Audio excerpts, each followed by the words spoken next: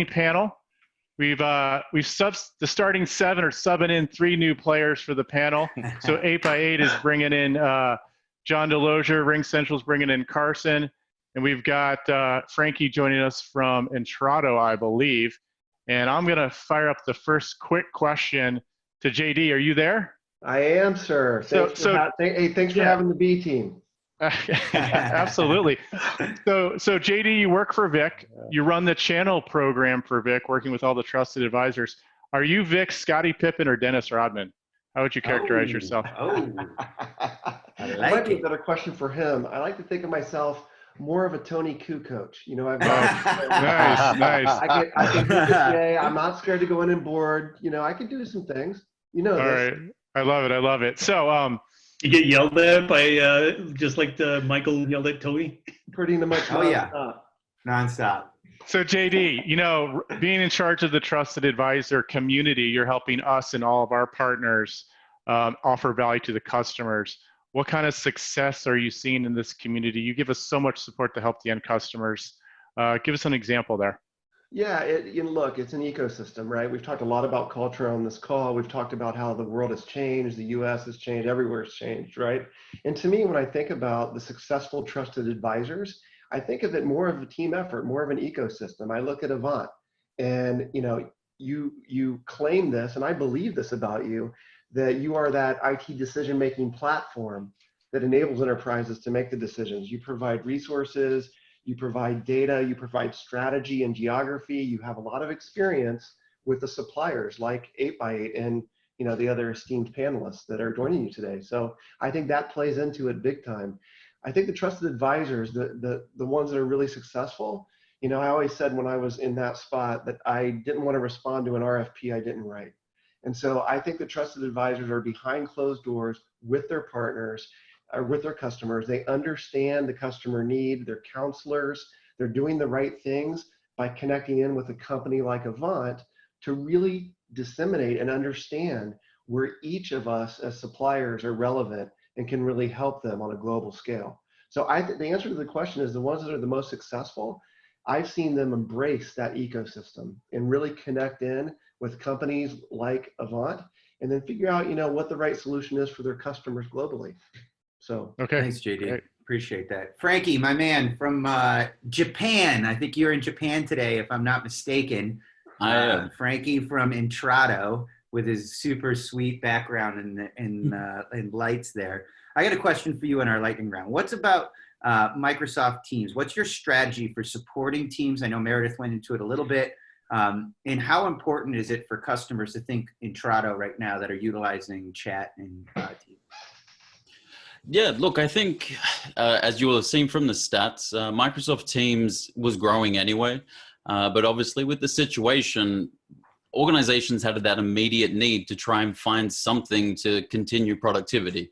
And a lot of them turned to something like Microsoft Teams because it was sitting there in their repertoire. They had that with their Office 365 subscription.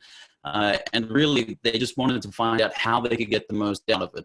And what we're doing with customers is really taking them along that journey, teaching them what they need to do to enable the different functionalities that are included with it, and then provide wraparound services so they can deploy it from a long-term sustainable avenue.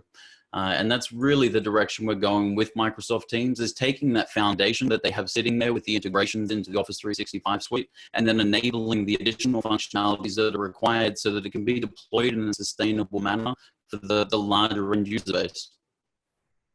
Nice. All right, I'll take it from here. Carson from Ring Central. Next question I'm pulling up from the audience here is, can you help us out and give us some advice around security in general working from home? So maybe focus on the UCaaS piece of it. What else should we keep in mind as we're all from home now and really probably haven't thought much about it? Right.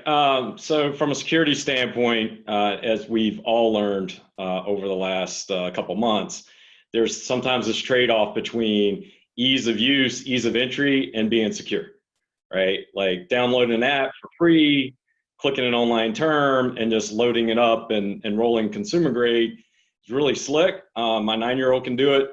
But when you want to have like secure conversations or secure data, you're going to have password discipline. You're going to have to train your employees on doors to not leave open.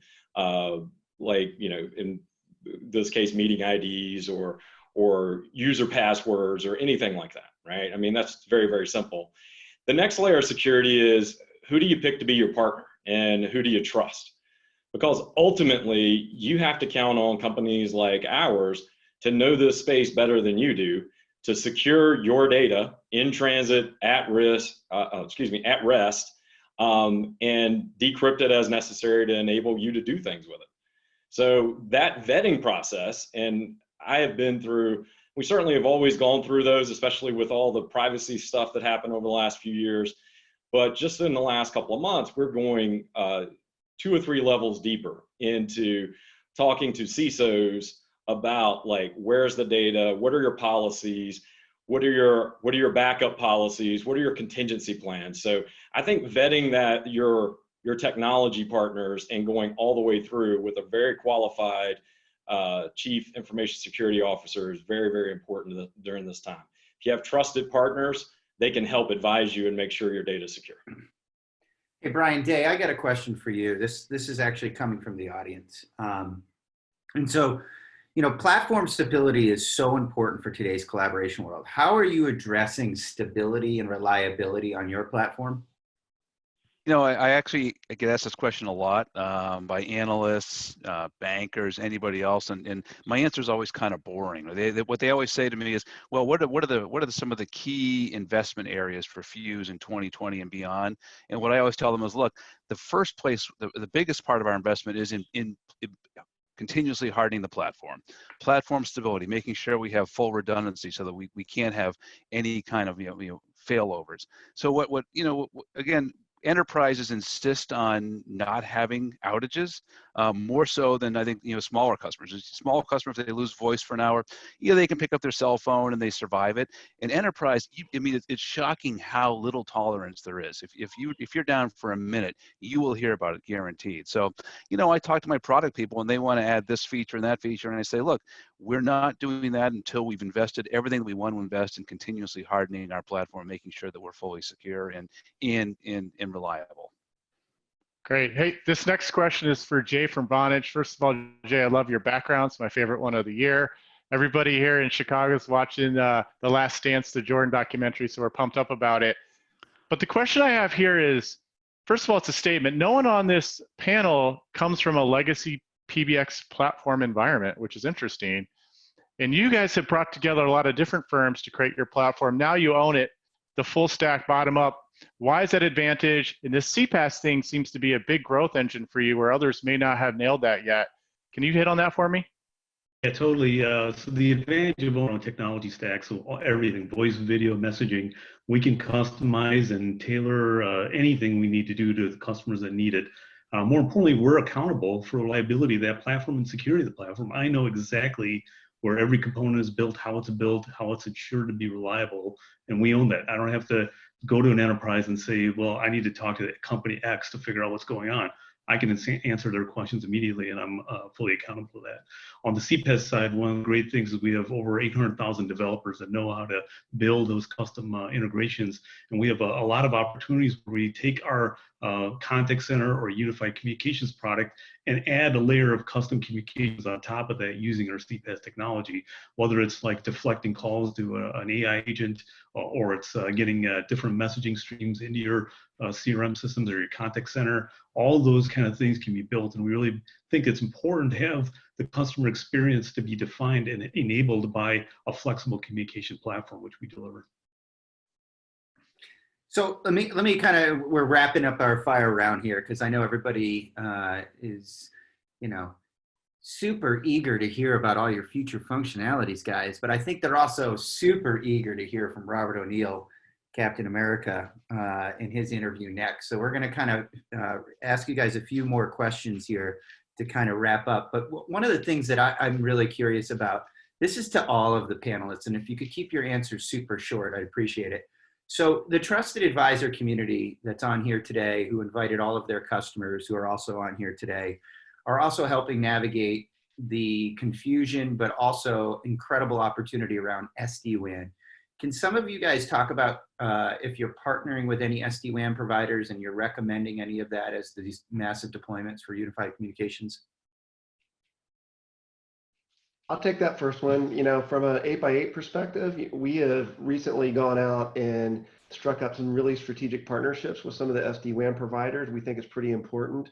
Ariaka is one that we can name, you know, off the cuff, that has supplied those kind of connectivity services for us, not only in the US, but also across the world. And I think it's really important that when you're in an organization like ours, just like a lot of the folks on the panel, that you partner with somebody like that, that they're secure, they're reliable, and they step up to the plate like you do as a company. So we're really excited to be partnering with companies like Ariaka. Let me add, and we partner with Bellloud, which is part of VMware. We have a long partnership with them. Works tremendously well for us under our SD-WAN product. And I'd also encourage CIOs out there to think through: is there an opportunity for bringing SD-WAN solutions in home for your remote workers? It's very plausible, and you can do that with the technology today. It's very simple to set up, and it might provide an extra guaranteed opportunity for improving communications in the home when people are working remotely. Great. Nice. Well, thanks, guys. We've got to wrap this panel and move forward.